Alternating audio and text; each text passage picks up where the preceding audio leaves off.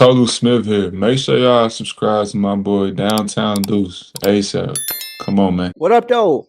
Welcome back to another episode of the Downtown Deuce Show. Look, man, we have some special guests returning to the show with us today. First off, we have my guy Caleb Hunter, ex-Division I point guard, pulling back up. Top streamer in the world. Can't forget that part. Also returning with us is five-time NBA All-Star, one of the best point guards of his generation, father Tim Hardaway Jr., who was an important piece to the Pistons squad last year and who is now doing some big things with the Denver Nuggets this year. Lindsey called me out last time for not saying this, so I got to say this. Crossover King, right? Crossover King himself, Tim Hardaway Sr. is in the building. And of course, Pistons royalty is back in the building with us, 2004 NBA champ, Pit Bull, top defender of his generation, Mr. Lindsey Hunter. So listen, fellas. What up, dog? Welcome back to the show. What up, though? Welcome back to the show, man. It's good to have y'all back. How y'all feeling? Great, good, baby. Great. Happy New Year. Happy New Year. Happy New Year. Hey, happy playoffs. Happy NFL playoffs. Oh, don't get Tim started, man. Don't get Tim started. We already know what he's talking about. You already know. The Bears. Here we go. Bears. Y'all getting a little bit. Both of y'all getting a little bit too cocky now. We're not cocky. We're just happy. Caleb. The weather is gonna get great for us this weekend. You know Matt Stafford can't play well in the cold. His fingertips get all frostbitten. Tim is kick back, chilling. Where you at, Tim? I'm in the cigar bar, and I'm in a cigar place in Miami, chilling. I'm waiting on my room to get ready because I'm going to I'm going to see the Heat play the Celtics tonight. Ooh, good game. Yeah, it's gonna be a real good game. And you know what? I'm catching two great games. They play Boston tonight, and they play OKC on Saturday. Ooh, that's right. Yes. Real good. Yes. Yeah. The Bears play Saturday too. No, they play Sunday. Get your stuff together, Caleb. They play Sunday at 6:30. Oh, your team plays Saturday. Then. Yeah. See, bang. Yeah, right, Caleb. Don't give me. I know when my team plays. That's like when somebody telling me. That's like somebody telling me when my son play. Yeah, your son is playing tomorrow. Dude, don't even tell me when my son playing. My son is playing in 2 or 3 days, man. What are you talking about? Let me start. As y'all can see, anybody up in the Lions, tough season. You see Lindsey got his vintage T.O. jersey on, Frisco. I ain't mad at it. All right, so first things first, fellas. Y'all making some noise over there on the Crossover podcast, man. I've been keeping up with y'all. I've been watching. The content is fire. How things been going over there, man? Going good, man. We're having fun. We're trying to be different. We don't want to just say stuff to light fires in the media. We want to say stuff that's factual. We want to talk from our experiences, and we still want to make it fun, but we want to be informative. So I think our approach is really working, and it's been great for us. I concur with Lindsey. You had a lot of people, and some of the stuff that they say is off the wall. It doesn't need to be said. We don't say stuff off the wall. We try to be real. We try to critique. Yeah, we try to be authentic. And we talked before. That was one of the things that you guys have mentioned. Is just how it's not a lot of podcasts out there that's really talking about the game for what it is. There's a lot of clickbait stuff out there, but y'all haven't played the game. Y'all know the game better than most, and y'all still keeping up with the game. That's who hoop heads really should want to listen to. So I appreciate y'all for sure. Y'all make sure y'all go support the Crossover podcast. We're gonna have some links at the end of the video for that, but y'all make sure y'all stay tapped in. So first things first, man, fellas. How about them Pistons, man? The Pistons is hooping, man. Top team in the East, looking good. Dominated the Knicks in their first matchup of the year. Domination. We can't get too happy. We cannot get too happy. Still early for sure. Let's not be like Lions fans. Oh, that's a fact. Yeah, we definitely can't get ahead of ourselves. We got to see what happened in the playoffs. But I say. Go ahead, Lance. I think nobody would have thought. I didn't think we would be number one in the East. I thought we'd be top 4, but right. I think they've exceeded expectations so far. Yeah. Which is a good thing. Like, we're ahead of schedule. Yeah. I just hope that the biggest thing right now is staying healthy and staying consistent and staying hungry. They turning a lot of heads. wasn't really turned last year when they lost to the Knicks. They thought that was supposed to happen. But the Pistons came in this year and was like, yo, let's come out here and show people that was some BS. Let's show people when we healthy what we can do right now. And Cade Cunningham, his leadership is out. Exceeded everything that anybody has. Well, JB Bickerstaff and his staff, what they're doing a remarkable job. Kudos to the GM. Everybody want him to make these hasty decisions. And I always say this, that he is a type of GM that's going to take his time, make sure it's right for his team. And I always say, if it's not broke, don't fix it, because you can come in and you can mess up the chemistry, and if you mess up that chemistry, you don't know which way you can go. But I tell you this, and I always said that I love Anthony Davis. Love Anthony Davis. And what I tell you, Caleb, and what I tell you, Lindsey already knew. You can't trade for that man. You don't know what's going to happen. If you trade for him, you're going to get fired. You're going to get fired. Okay, that and man, Trajan Langston understood that. And, and the bad, it's so bad. It's so bad. I don't know what happened. The guy elbow hit his hand. I don't know what happened. I don't know what happened, but him to come up with an injury that's going to keep him out for the rest of the season again, man, you can't make that trade. And then some people still trying to make the trade. I know. Yeah, I heard that. They still trying to get him? They still trying to make a trade. Yeah, some other teams. So be careful. Trajan Langdon knows what he's doing, and just be careful. If it's not broke, don't fix it. And let's ride this out, because right now they can ride it out to the finals. Mm-hmm. Yeah, that's a fact. It's funny. Last time y'all were here, we were all saying the same thing. Imagine if we did make a move around that time, how sick Pistons fans would be giving up a ton of assets, and as soon as he get here, he's not even playing. Like Tim actually said that he's one injury away from being out for a long time, and here we are. Here we sit. But I will say this: when he was playing, he a monster. He was 28 and 15. He got a minute restriction on him. He got a minute restriction on him right now. None. Right, 0.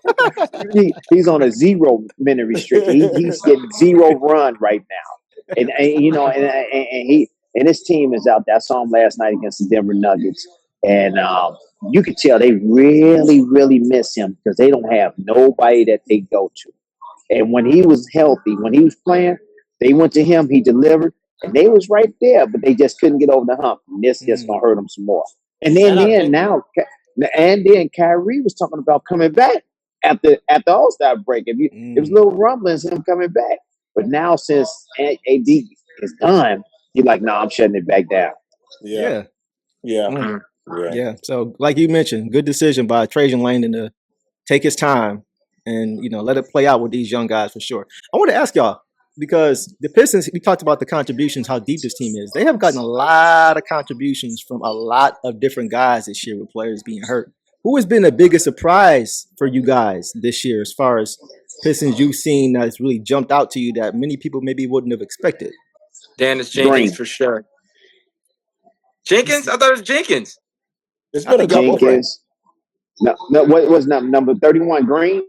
Yeah. Javante Savage Wu? Yeah, he playing good. Green, Jenkins, Reed, Green, all those guys have really when their number is called, they've stepped up. Yeah, Dennis Jenkins is nice, I tell you this, Nancy. Reed, they just didn't have no place for him last year. And he showed them that when he comes in, he solidifies and stabilizes the center position with his hands, with his getting rebounds, getting extra possessions for him, playing really, really good footwork defense. He's blocking shots, but you had to get there. And if you can't get there to make the shot that you want to make, you know how it is, Lance. You bump the guy and get him off his spot. That helps out a lot too. So they saw that, and when they didn't re-sign him and cut him, and then I was like, oh man, why they do that? And then I was like, okay, they're gonna bring him back, which was great for the team. We with Jenkins, we saw this during the summer league. I don't know if we saw him when he came in and was playing in the summer league. He's like, look, either y'all gonna keep me and play me, or y'all gonna let me go and so I go somewhere else. They kept him. Right. They kept him. So and Green just came out of nowhere. He came from New Orleans, Trajan Langdon knew what he was doing, knew what he wanted to do. He was just so quiet. See, that's another thing about Trajan Langdon. He's so quiet. That's that sneaky shit. That's that sneaky shit. I like that. You don't know what he's thinking. He's not saying nothing. He's very quiet, and he go about his business. He know what he needs for his team. And Green to me was a sign that nobody expected this guy to come in and play like he played. Facts. Right. I totally. Green actually reminds me of you, Lindsey. How he plays, how he gets after defensively, how he makes a ton of plays that you can't really scout for. High energy. Plays. Yes. He's 6'8". He ain't that big. He's like 6'5". He played like he's 6'8". He about 6'5", 6'6". 6'5", 6'6". I thought he like 6'7", 6'8". No, he played like he about 7'1". Right. He go in there. He goes in there. You know who he plays like? He plays just like Isaiah Stewart. When you put them two in there together, they're gonna go in there and they're gonna put some hurt on you. That's how he plays. That's I think Coach got them playing for him. I really feel that.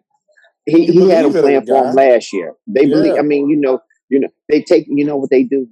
They doing something what the Cavaliers wasn't doing. They taking accountability. Right. See, they not pushing it off on the coach. They making sure that they take that accountability. He's showing them on film how we gonna get better, and this is what we gonna do to get better. And they show the big fella, look, we're not gonna sign you to an extension until you mature, until you show us that you can come out here and play the way we want you to play and how you should be playing. And now Jalen Durham is doing that, and so he's gonna get a big deal now. But by them not giving him that extension, they showed him like, look, we like you, but we don't really like you right now. You gotta earn it. You gotta prove it. You gotta prove it. You gotta prove it. And he has, man. Well. So far, dude, been 20-10 every night. Yeah, All-Star, I think this year. So is this where some owners and organizations go wrong? They be giving these players these big contracts, and they really haven't even proved it yet. Exactly. That happens. That's a problem because people can say what they want. When you get money too early and you get all that, you go sign a max deal and you haven't really accomplished much. You get signed on potential. That can make you lazy in a lot of cases. You become content. Oh, I'm happy. I got my money. Mm-hmm. I'm not trying to win. I'm already won. Right. Do you think that says something, guys, about the personnel they had in Cleveland? The fact that same coach, Bickerstaff, who they let go, and he comes over here and he requires the same accountability, and these guys embrace it. Does that say something about the players that were over there versus the players who were here? Exactly. It says a lot about the personnel that we have here in town compared to the personnel there, because you got guys that are kind of prima donnas over there. You got guys over there that probably, from what I was hearing, didn't like the message that was coming from Coach Bickerstaff, and it bothered them. So, they didn't perform for him. And whereas you got guys here who want to win, like all that stuff don't matter. It don't matter what you say to me. If you put me on that court, you can say what you want to say to me. I'm gonna go out there and do what I got to do to help my team. Yeah. It used to be about guys. We wanted to play. Everybody wants to play. Now, I think we've been sidetracked with, I want to create my brand. I want to create my brand. I want to market myself. Playing used to be the market. Right. Yeah. No, that's true. And that's what these guys are doing. They playing. They love to play, and they love to go out there and compete, and they want to win. They want to win. Yeah. You're absolutely right, Lindsey. They want to win. Yep. Do y'all think Cade has an MVP case this year? I know last time we were here, Lindsey had Shea. Lindsey had Shea, Jokic, and Cade as his top three favorites. So I'll start with you, Lindsey. Is that still your order?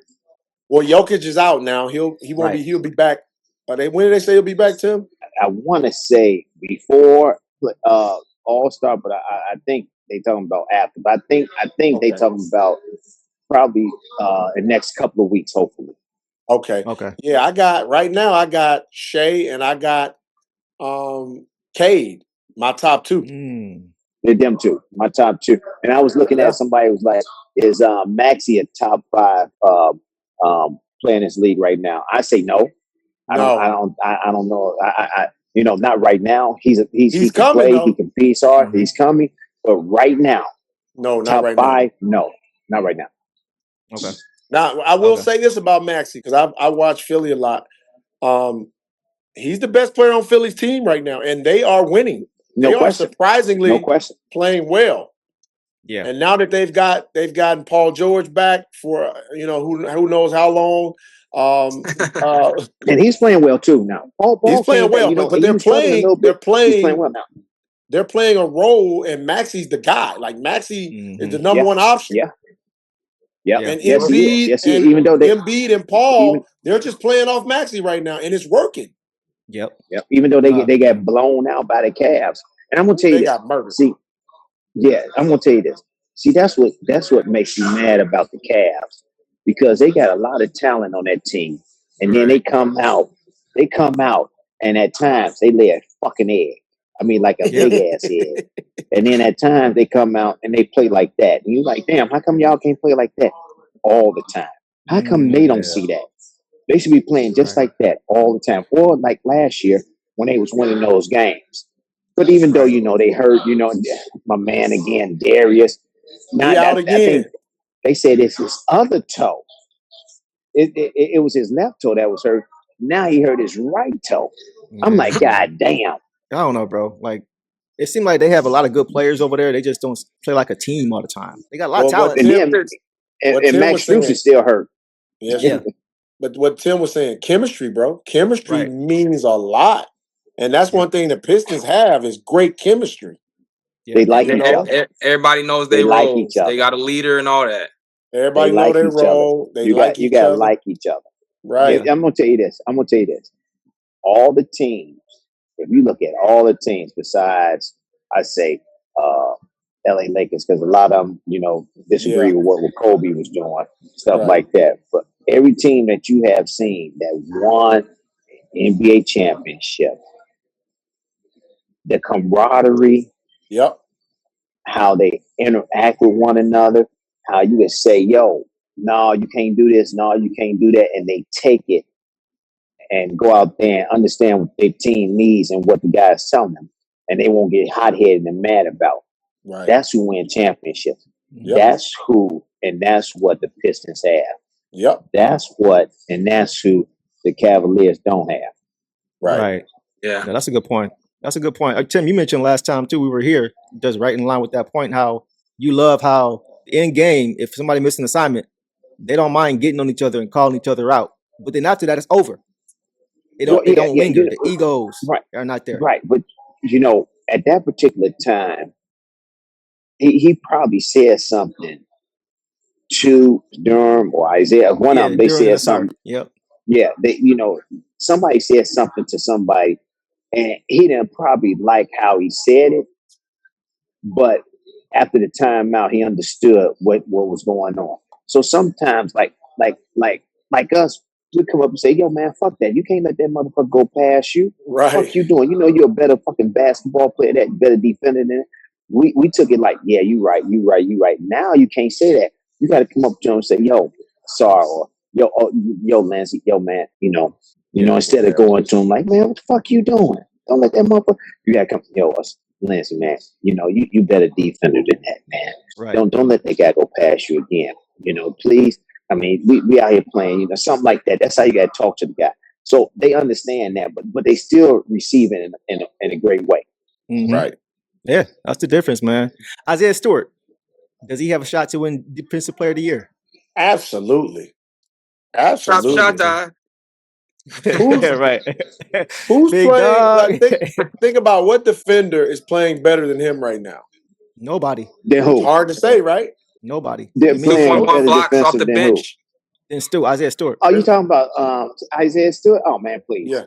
please. He should be number one Right. in defensive player of the year. He should be number one. If he's not number one right now, there's something wrong with our league. There's something wrong with our league. If Isaiah Stewart is not the prime candidate for defensive player of the year right now, something wrong with our league. Right. I agree. For him to be doing what he's doing, because you expect Wemby to get some DPOY just because of his sheer size. Like he said, you can't teach 7'4", 7'5". You can't teach that wingspan. And you can't teach the way he moves. Right. You can't teach that. But Stu is what, 6'8"? Yeah. Doesn't have crazy athleticism, and he's still doing what he's doing. That's insane. I'm gonna say this. How many games Wemby played? You got to be at the 65 threshold. Yeah. Right. He's knocking on that door. He's close. He's knocking. Because it's gonna come down to those two guys. Right. But if Wemby don't get to 65, he won't be. He'll be eliminated. Right. Yep. He won't get there. He'll be eliminated. And that's why, guys, I want Stu to start. Because last year, because bro, don't fix hear me out. Last year he wasn't even all NBA because he didn't play enough minutes. He didn't even qualify because he didn't even play enough minutes. That's crazy. He gonna play enough minutes this year though. So for me, and kind of to Tim's point, you mentioned Paul Reed. That's why I would start Isaiah Stewart, because he's shown that when you sit either one of them two guys down, JD or Stu, he can come in and it is no drop Get off. the job done. Yeah. Yes, and you got those. So go ahead, Tim. So you gonna start Jalen Durham and Isaiah Stewart, and then Cade Cunningham, Duncan Robinson, and Asar Thompson. So you're gonna bring Tobias Harris off the bench to get buckets, 100%. At this stage in his career, absolutely. Because we want to run, we want to turn teams over, we want to get out. I still think Tobias can start and can do what he needs to do to help this team win. I think if you bring him off the bench, I think you discourage him. And I think that you saying that we gonna start moving on from you. Even though he gonna come off and do what he's supposed to do, I think, I just be careful. Like, if it can help him win the chip, because you know what I'm saying? Because we talked about AD. I'm not saying he's AD, but this team want to get out. They want to get turnovers. You think about the teams in the East, they got two bigs, man. The Clevelands, they got two bigs. New York got two bigs. You want to have two bigs to combat that. But they ain't won nothing. They got two bigs, but they haven't won nothing with them two bigs. And they don't play their back to the basket. Look at the big fella. The Afro Jarrett kid. Allen? No, not Allen. The other one. Right, he won last year. Yeah, he won Defensive Player of the Year last year. But I'm gonna tell you this: he was trying to post up somebody the other day against Philadelphia 76. He couldn't even get to the rim. I was like, you can't get to the rim. You don't know how to post nobody up. So we're not even worried about they post up. We just worried about they offensive rebound. That's all. And that was the only thing I was concerned about, because I saw Tobias try last year against Cat and Mitchell Robinson, and he just wasn't big enough for me. At times he did come up big though. At times he did come up big. Big Cat is scared of Isaiah Stewart. Woo! He had 6 points. He had 6 points against the Pistons when they played. Yeah, that was bad. That's what I'm saying. Like, he is the kryptonite. Like I said, last year, if we had Isaiah Stewart, it would have been 4-2. 6 games, easy. I agree. Cat was playing good last playoffs, though. Like I said, Stewart wasn't there. Right, Stewart wasn't there. I tell you this, and I keep telling folks this. That's the NBA's baby. The New York Knicks. Always been. That's true. It's their baby. But I'm every close call is going against you. Yep. And you have to understand that. Yep. So don't make it close. Right. I'm talking about in the playoffs. Regular season, in the playoffs, yes. So let's pivot. One of the things we talked about last time y'all was here was the Pistons championship run in 2004.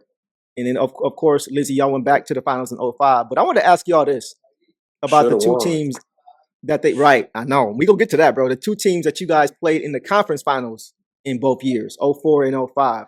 And Tim, I want to get your perspective on this too. In 2004, y'all Pistons played the Pacers, right? Jermaine O'Neal, Ron Artest, Reggie Miller, Rick Carlisle was a coach, right? Y'all won that in 6 games, Lindsey. In 05, it was the Heat. And Tim, you're real familiar with the Heat, having played there so long, Heat legend.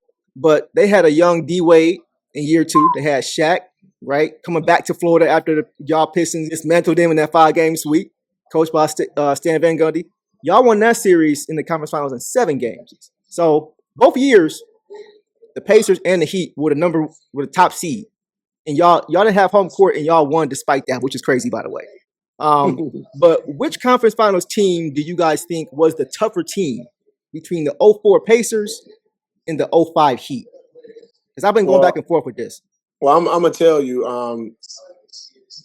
To me, it was clearly the Heat because they had Shaq still was Shaq.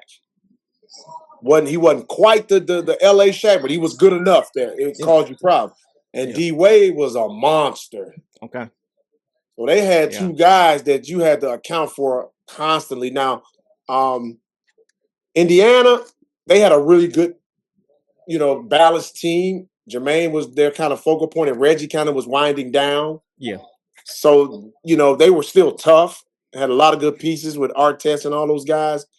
But when you went down and played against D Wade, bro, your whole scouting report was like, we got to keep this kid out the paint. Like we got to keep him out the paint, and we got to make him work on defense. Yeah. Okay. Because remember the next year they beat us. Right. You were guarding D Wade, weren't you there? Yeah, that's what I'm telling you. Everybody was guarding him. I would say this though. The block. Tayshaun Prince. Tayshaun? Oh yeah, I remember. Talk about it. Now I would say this. If he didn't block that, y'all lose that series. Oh yeah. Maybe not. I think we were better than them though. Y'all was better than them, but they if they would have won that game, their confidence would have been sky high. But Tayshaun, I'm gonna tell you this. We saw LeBron. LeBron came out of nowhere. Right. Tayshaun Prince. I don't know how the fuck he got to that ball. But see, Tim, but them long ass arms. It's them long fucking ass arms. Right there. But Tim, the difference with Tayshaun's block and LeBron's block was JR had cut. Right. Yeah. That's what I'm saying. He cut my man off. That's what I'm saying. Tayshaun just went and got him. Dude, it was all Tayshaun. He went and got him out of no fucking where. Yeah. We was like, I'm looking on TV like, oh shit, they in trouble. Ooh, they in trouble. And the next thing you know, I'm like, and they kept showing it. They showed it from every fucking angle. Yeah. And it was a good block. Bro, he got that. He went and got it. We thought they had it right up under the rim. They had it like coming down where you could see him got that shit. I was like, oh shit. And he kept it in bounds. He kept it in bounds. Here's the other part about that block. When he blocked it, Rip got the rebound. Right. Keep the ball alive. Yep. Mm-hmm. Yep. Reggie couldn't even get back on defense. He was up to like, he jumping up and down and around and stuff like that. Yo, that's a block. That's a goaltend. That's goaltending. And everybody's like, we like, that might have been goaltending. And we kept looking at it. We was like, damn. That was a hell of a block. A hell of a block. Yes. But see, that's what people didn't know. Like, Tayshaun was taller than Ben Wallace. Mm-hmm. Yeah, he is. He's like 7 feet. He's long, bro. Tay's arm is wingspan, and he was always quiet, always kind of overlooked because we had Rip who led us in scoring. We had Chauncey, come up with some big Rashid, shots. And then you had Tay, who had to find his way around a lot of times. Tay didn't get a lot of shots. Right. No. But when he did, he made them count. You know what I'm saying? Exactly. Yeah. Every shot he took, he made it count. Yes. He made it count. But he played good defense, long wingspan, made it hard to even just pass the ball inside, made it hard for you to throw over him if he was on double teams, had great, understood how to put his arms in passing lanes, all that shit. Man, he was man. You know what? He don't get enough credit either. He doesn't, man. He doesn't. Now that I look back on it, now that I'm older, that that Pistons team may have been one of the deepest teams of all time. Oh, Yes. by far. Yes. Absolutely. Yeah. Think about it, dude. We came off the bench with Corliss Williams, Exactly. myself, Mehmet Okur. Mike James, Mehmet Okur. Bro, we were loaded. Yes. And Lindsey, that's why I couldn't decide about these two teams, because those guys weren't there in 05 when y'all played Right. Miami. You know what I'm Right. saying? It makes me wonder how that would have looked if y'all had Mike James. Larry ran Mehmet Okur away. So talk about it, because I always wondered, because I thought we just didn't have enough money to keep him and Sheed. I thought that was it, but okay, go ahead. Yeah, talk about it. Mehmet and Coach Brown. You know, Coach Brown didn't like Soft he didn't like motherfuckers. Foreigners. He didn't like foreigners. Like young he foreign didn't players. like foreigners, but he just didn't like he didn't like the big stepping out shooting three. He didn't like all that. Like Larry Brown wanted you to be rough, tough. He's like, hey man, get the ball on the post, bro. What are you doing? You know? He didn't like all that stuff. And Mehmet could do it. Like Mehmet was cold. Yeah. Like Mehmet had handle, could post, could shoot the three, could pass. He was one of them dudes, but Larry was like, man, Mehmet, we played one game, bro, and Mehmet had shot a three. And Larry was like, you son of a bitch, you shoot another three, I swear you'll never play again. And see, bro, and I'm gonna tell you, Mehmet came down the next possession and shot a step back. Stop it. Did he make it? It don't even matter. Larry was like, Larry said, I know what that was. That was an F me shot. Get his ass out. Bro, Larry did not want to play him no more, bro. I tell you this. Never heard that story. And you constantly going through that shit all year long. Right. You know, I mean, all year long, and you know you can play. That shit wears on you, man. Yep. And the only thing you can do is like, yo, man, I'm gonna tell my agent I got to get the fuck up out of here. I feel it. And that's what he did, bro. So if he felt like that about Mehmet, he definitely felt that way about Darko. For sure. Oh.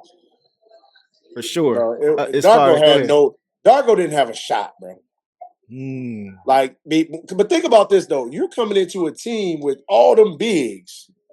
Yeah. Bro, there was nowhere for him to play. Now, he could play. He could outwork them though. He could outwork them.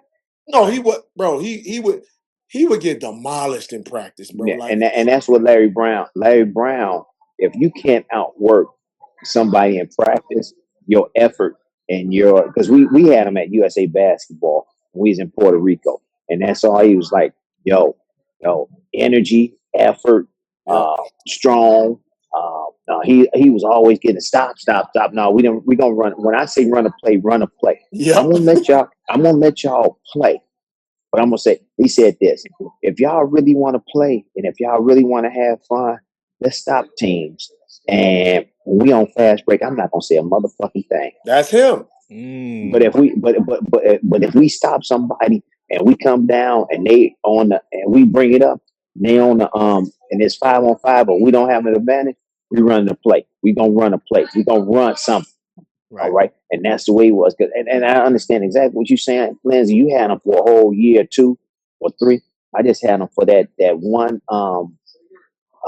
like 2 or 3 weeks. Right. But we understood what he was saying, and we went out there and did exactly what he wanted us to do, and he was very happy with it. And we just understood it. He was like, yeah, stop practice. No. We didn't no practice, bro. He will stop fucking practice. Yes. You think you're doing something well? No, I don't want that. I want this. This is how you're gonna do it. Bro, we were playing basically, and basically he's telling you, if you don't do it this way, I'm not playing. Right. That's what he was basically saying. And you just had to read between the lines, and we read between the lines. We went out there and did exactly what he wanted to do. Bro, he would pull like stars out. One game, Rip came out the first 2 possessions and took threes. He said, Lindsey, go get his ass. Go get his ass out. I'm like, Coach, it's the first minute. He said, I don't care. Go get his ass out. Tell him why I'm pulling him out. I want you to tell him why I'm pulling him out. So I go check in. Rip like, yo, what's up? I say, man, quit shooting them fucking threes, bro. You know he don't want you doing that shit, bro. Stick to the mid-range. Do what you do. He said he gonna put you back in. Go sit your ass down over there. Were you like, you know what? You was like, I'm only gonna be out here for 1 minute, and you're gonna be right there getting me out. So he just wants you to sit down and make you understand. Look, and that's what Larry do. He'll sit you down. Yo, all right, go back in. Yep. That's what he'll do. He'll sit you down for 1 minute. All right, go back in. You be like, okay, and but you understood, bro. You got his trust. Yeah. Like I knew I was gonna play because he trusted me. He was like, damn, he play hard as shit. He was like, I gotta have this guy. I mean, to the point where we were in practice sometimes, he would ask me to teach, hey man, go teach Chauncey how to get over the pick and roll. Shit. I can't teach him. And I'd be like, well, you know, but you know, everybody's different. And I'm like, coach, it's different for him than it is for me. Right. I was like, you know, we just gotta find a way to help him get through it. Okay. Like I told, hell no, everybody got to be able to get through the pick. I used to tell Pat Riley, I said, I'm gonna get over the pick, but I'm gonna get over the pick like I know how to get over the pick. Exactly. I can't get over the pick like you want me to get over the pick because that don't suit me. Right. That's not how I get over the pick. You know, like I come and I'm trailing somebody. I'm gonna trail somebody differently, but it's the same way. But your technique might not work for me. Exactly. Okay. You know, but I'm still doing exactly what you're saying. But I'm doing it in a different way. And that's what I had to get Larry to understand. Okay. Yeah. Let's do this. Let's jump to 2014, Tim. I want to talk about when you actually joined the Pistons coaching staff. You came over with Stan Van Gundy. How'd that come about, bro? It came about, I saw Stan Van Gundy had a job, and I called him up. I said, can I be your assistant coach? He sent me some stuff to look at, some film to look at, go over the film, write up some scouting report. I sent him and you know, more information is better. Don't give them less information. You got to give them more. So I wrote a scouting report on each team. So he had, for 5 teams, I had like 5 papers for each team. He was like, damn, you thorough. I was like, yeah, you know, just like you and Pat, you know, that's where I come from. And each time I had a scout, I wrote out thorough papers. And he was like, yeah, how come other teams don't do that? I said, yeah, we don't do it either. So I said, that's what we got to do. You know, when the guy's taking the ball out of bounds, how come you let it go to the corner? How come you don't let it go to half court? I never understood that. Teams today still let the ball go to the fucking corner. Yep. That's the easy shot. That's the easy way to get shit. Just like Jenkins. How did he get that 3? Sending to overtime. Nobody cut off the corner. Yep. You know, and that's what it is. You know, and so you know, a lot of these guys got to pay attention. Got to pay attention to details. A lot of guys don't, and that's what I was there for. You know, just to talk to these guys, make them understand. Yo, this how we want to play. This how Stan wants you to play. This how we can win. You know, I know he's on you. He has a right to be on you, stuff like that. But I was the buffer. I was just a buffer, just trying to talk to these guys because I got a question too. They really didn't know how to win. Stan talks about this too because he regrets it. Why did he pass on Devin Booker, and why did he pass on Donovan Mitchell? Bro, I was gonna ask y'all. I'm glad you asked, Tim. Go ahead. They said his guys that was, you know, that's watching, scouting and everything. They said that Luke Kennard was gonna have a better career than Donovan Mitchell. What? Yeah. And then check this out. Then they said that Stanley Johnson was going to have a better career than Stanley Johnson. No, Stanley Johnson was a better athlete than and knew how to play better than Devin Booker. And I was like, and when I was looking at that, I was like, you know, as assistant coach, you got to keep your mouth closed. You got to understand, you know, you can't say too much and this and that and stuff like that. And Stan asked me, I was like, no, I don't see what they seeing. I see Devin Booker being better than Stanley, and I see definitely Donovan Mitchell. And Donovan Mitchell went at Luke Kennard, killed him. Yep. And they, you know, so I mean, some things you can't bend. You just got to go with the flow. Yeah. You know, and that's the way it That's is. tough. I like Luke Kennard, but I don't. Yeah, he's solid. Right. He's solid, but he's not. I mean, he come off the bench and give you some scoring power here Right. and there. He ain't He Donovan had some Mitchell. potential, but he's not Donovan Mitchell. I thought Stanley was okay, good athlete, but it's levels to it, man. When you gotta But It give was up hot dog water, bro. Stan, yes, he was. But Stanley, I'm gonna tell you this: Stanley Johnson. It was a lot of stuff going on in his life, man. He was coming out of college. His mom, in college, they said at University of Arizona, he used to come to practice late. They used to wait on him to come to practice and then start practice. His mom was going through cancer. She passed away. Oh wow. It was a lot of stuff, man. He had to grow up. He had nobody really in his corner that he can trust and everything. Yeah. So it was a lot of stuff going on in his life, and he had tried to mature, and it was just tough, man. We had some veterans, but he really wasn't listening, and he didn't know who to believe. He didn't know who to trust and stuff like that. So. Yeah. If he had somebody that he could trust, really, he could trust on the team, and they took him up under his wing, that was like an all-star. right. He would have listened. He would have been all right. But and then 4 years down the line, you stuck in your ways. You go here, you go there, and then you try to learn. They liked him at the Lakers. Okay, but you can still see that he wanted to do it his way, Right. and that's he just didn't want to listen, man. He didn't pan out, but he was a good kid. He tried, but he just didn't know who to trust. Okay. Yeah. That's tough. That makes a lot of sense. Man. I'm gonna ask you too. What was it like coaching alongside Stan? I think Stan Van Gundy gets a bad rap for his coaching. I thought he was a pretty good X's and O's guy. He gets a very bad rap with his coaching. If you saw what he did with Orlando, after he left Orlando, it took them years to get back. When he left, a lot of them guys suffered. The big fellas suffered. JJ Redick suffered. A lot of them guys suffered, and they wished that they would have spoke up for him better than what they did. Great coach, know the game inside and out. If you hear Stan Van Gundy talk about the game, you will say, damn, well, why he's not a coach? You know why he's not a coach? Because he holds these guys accountable. And a lot of these guys don't want to be held accountable. You give a message to them and they can't receive your message because they don't want to receive your message. That's all. These guys think differently. They just think differently, and you can't rag on them. You can't get on them. You just got to show them film. You got to talk to them. You got to do this. You got to kind of baby these motherfuckers right now. and That's why I couldn't. And that's the way it is. And that's the way it is.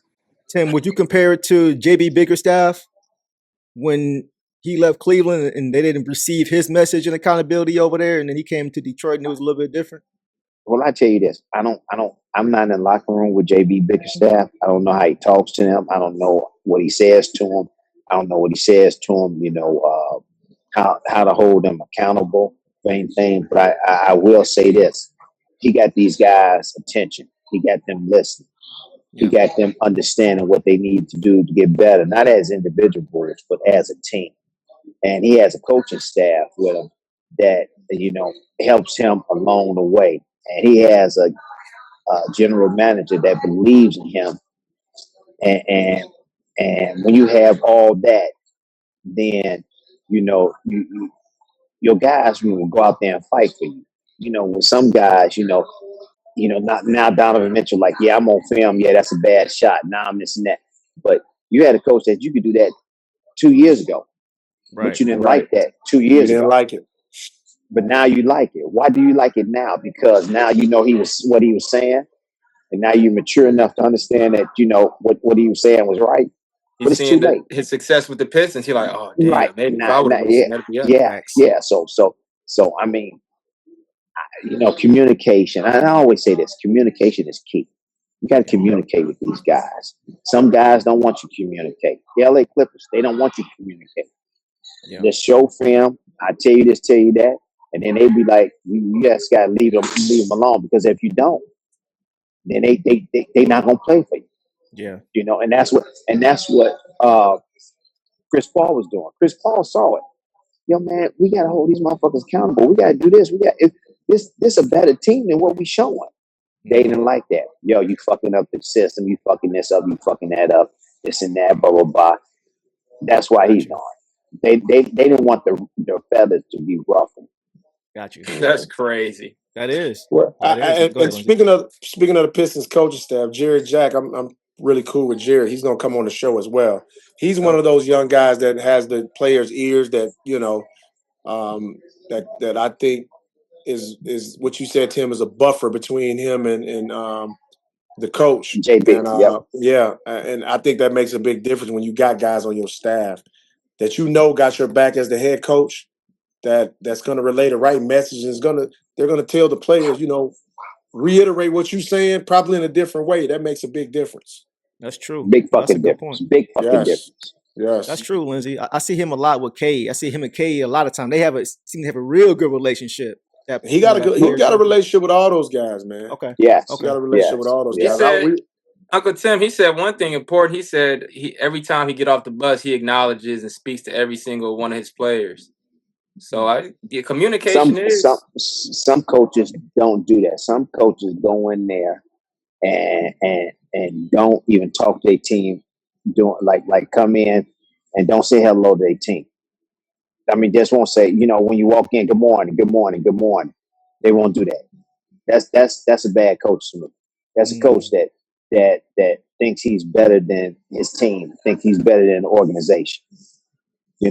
He's full of shit. You come in there, you say hello to your guys, talk to them. You make them understand that you care of them. Care about. I've had a few of those. Me too. Me too. Had a few of those, man. Buddy. So Tim, going back to when you were coaching with Detroit, you guys at one point had a talented young Andre Drummond and a prime Brandon Jennings in the beginning. I think people sleep on how good B. Jennings was when he was here. He was a bucket with Milwaukee, but when he came to Detroit, I felt like he kind of showed that he can really be a pure point. And people forget, man, he had a game where he had 20 points and 20 assists.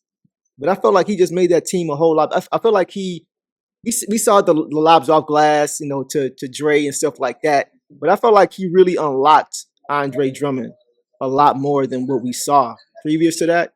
But Tim, you saw him up close, bro. What do you remember about Brandon Jennings when he was in Detroit, when he was healthy? Brandon Jennings, he was a leader. When we got there, I told him, you got to be the leader of this team. You got to tell this team how to run offense, where to go on offense. You got to really be boisterous. You really got to talk to him in practice, out of practice. You got to bring this team together, which he was starting to do until he got hurt in Milwaukee. Right. And Milwaukee fans was happy that he got hurt. That they full of shit too. You don't be happy and clapping when a guy can't walk and that was full of shit. But if he didn't get hurt, we wouldn't have got Reggie Jackson. Right. And everything I think would have been a lot better than what it was. Andre Drummond, he's a walking 20-20, 20 rebounds, 20 points. And I knew something with Andre Drummond when I was watching him in practice. I was like, damn, dude, this dude missing. He missing on purpose so he get rebounds. And then he come out and say that on the podcast. I'm like, dude, you can't say that on the podcast, man. You just can't say that you missing on purpose so you get rebounds. Yeah, he said that on a podcast. Wait, recently or back then? Shit. And I'm like, man, come on. Now it's about a year ago. I always felt like he got gaudy numbers, but it just wasn't impactful. Like front runner. It was just kind of fluff. I'm gonna tell you this. It wasn't like Zoe. Like Zoe get 20 and 10. That 20 and 10 sounded loud. Got you. If he really worked on his craft, right, that motherfucker averaged 20 points and 20 rebounds. He runs. I never seen a big man run and you can't hear him run. Yeah, he gets up and down the court. He has light feet. He gets up and down the court like a deer. And dude, he has skills. He has passing skills. He has dribbling skills. Yeah. His hand and eye coordination is great. Right. But I think that he just couldn't he don't put that together for some reason. But the dude is, I tell anybody, that dude is a walking today, right now. If he was really fucking focused, he'd go out there and get 20 and 10 right now and be impact. Because But you could tell he wasn't focused when he was in Detroit. Because I was hearing about him, out here trying to be a rapper and all types of shit. He was shooting threes. I don't know what's wrong, but the dude is a 20 and 10, and there's no way that what's that dude from Philadelphia that's bagging up Embiid. There's no way you should be getting limited run. They putting you in because you 23 points down, dude. You're supposed to be on that team, helping that team and helping that team win because you have that type of talent. But I don't know I don't know why it can't resonate. I don't know, but the dude, it's his mentality, Tim. It's his mentality. I don't think he ever took it serious. That dude, if he really wanted to play, I'm telling you, man, that dude can play. He can. Yeah. He was a beast, man. Because he kind of came into the league making an impact, or you at least saw the potential immediately. Yeah. When he first got here. Yeah. Well, the crazy in summertime when I seen him shooting threes and open run, dribbling like a guard. Yeah. He fooled me.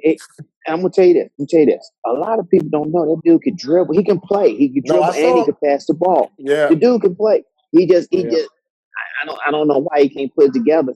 He might do it for 1 or 2 games. Then he won't do it for the next whatever games. But the kid can play.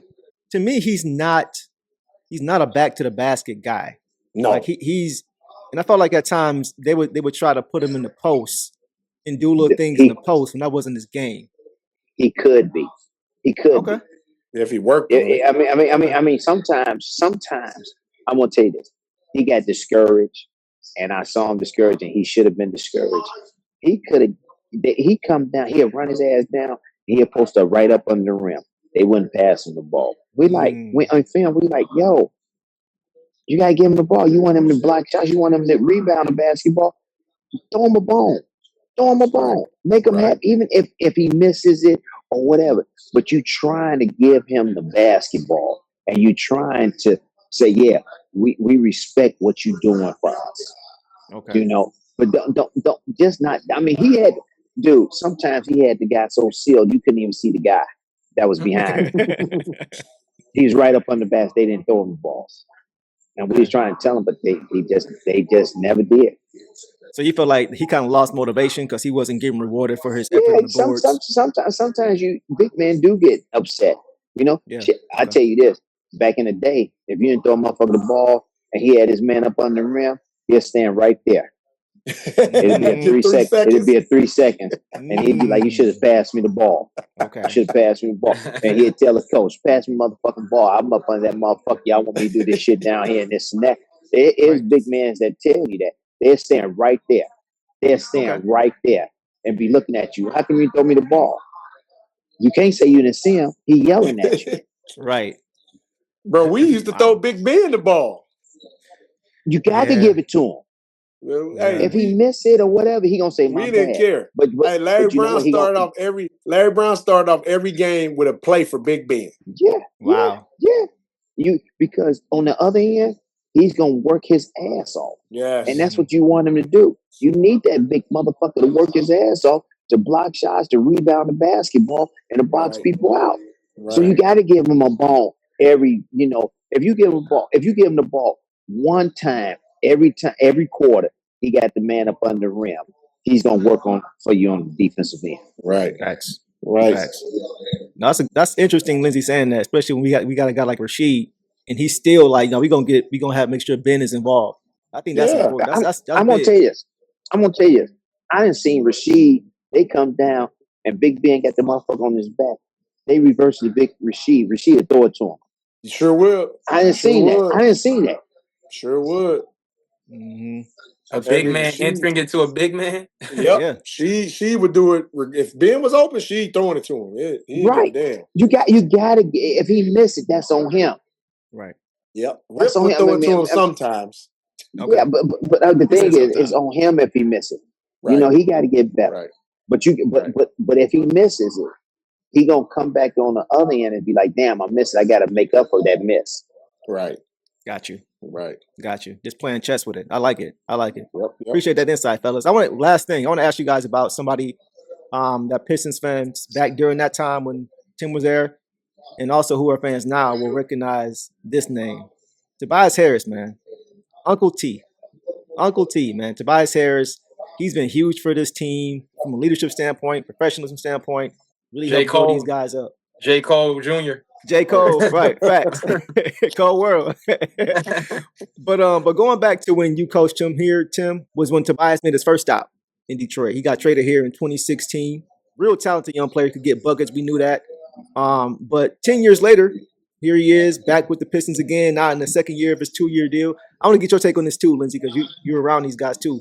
But having coached him then, Tim, and then seeing him now, what differences do you see in him between then and now? Do you see any differences with his approach, with his personality, off the court, on the court, or is he still the same guy? Well, he's still the same guy, but he's just mature. He's just more mature now. As your career going, you get more and more mature, and you know what your team needs. I think, and I really do think this. Late in the game, or sometimes during the course of the game, when you need a shot, go to him, post him up, Right. let him get a look. Because 9 times out of 10, he got somebody on him that can't stick him. Facts. Get a switch. Get him to it. Not to 3, but get to him 15-foot mid range, so he can take 1 or 2 dribbles to his left, or go all the way with his left or whatever. But he worked on his game day in and day out, and you have to, understand that when we need a shot, when everything is going crazy, when we need a shot, we know that Tobias can post up because he is a post up player. Yep. Okay, and he gets you a solidified shot. And you don't have to go to pick and rolls all the time, pick and rolls and shooting 3. We got to have this, we have that. You know that you go to him and he gonna get you a nice shot. And that's what Tobias is right now. And I think that's what he could be helpful to this team right now. On defense, he gonna do what he do on defense. You got to stay healthy.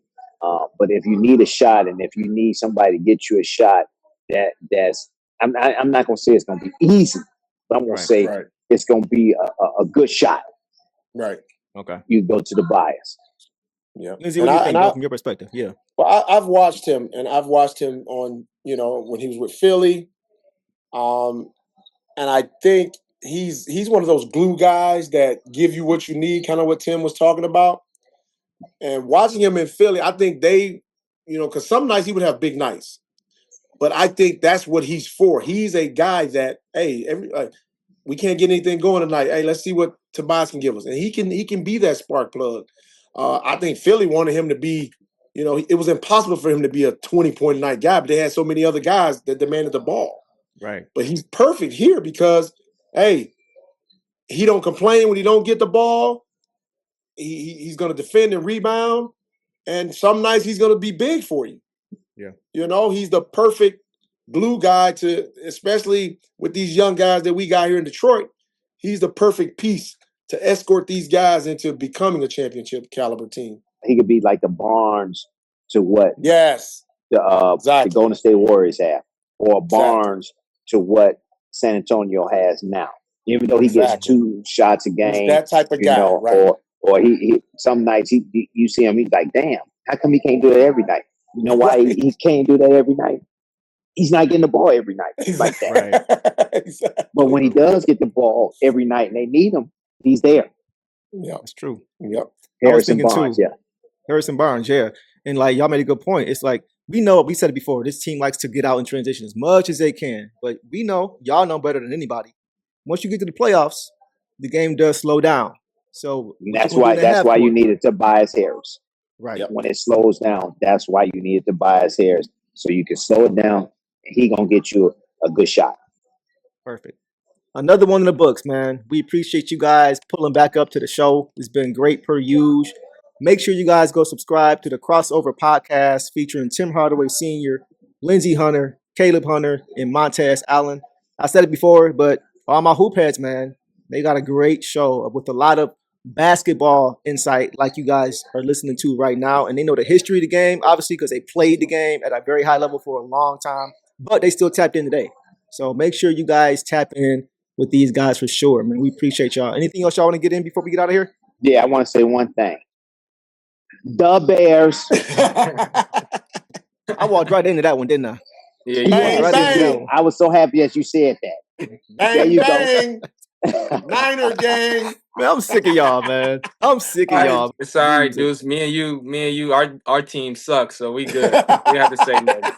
My team, the Ravens, bro. It's quiet over there, bro. I feel for you, man. We appreciate you guys for tapping in as you guys always do. And y'all know the drill, man.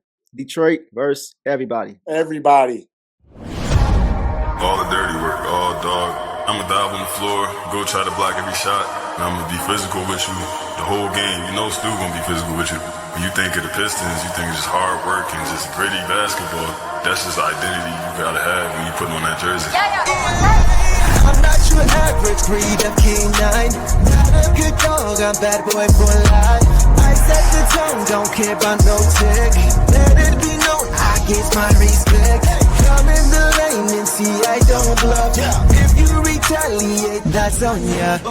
Talking pundits, I hear you're ashamed. Talking that shop, you must want this way. If the dog palm, mess around, find out, If the dog palm, mess around, find out,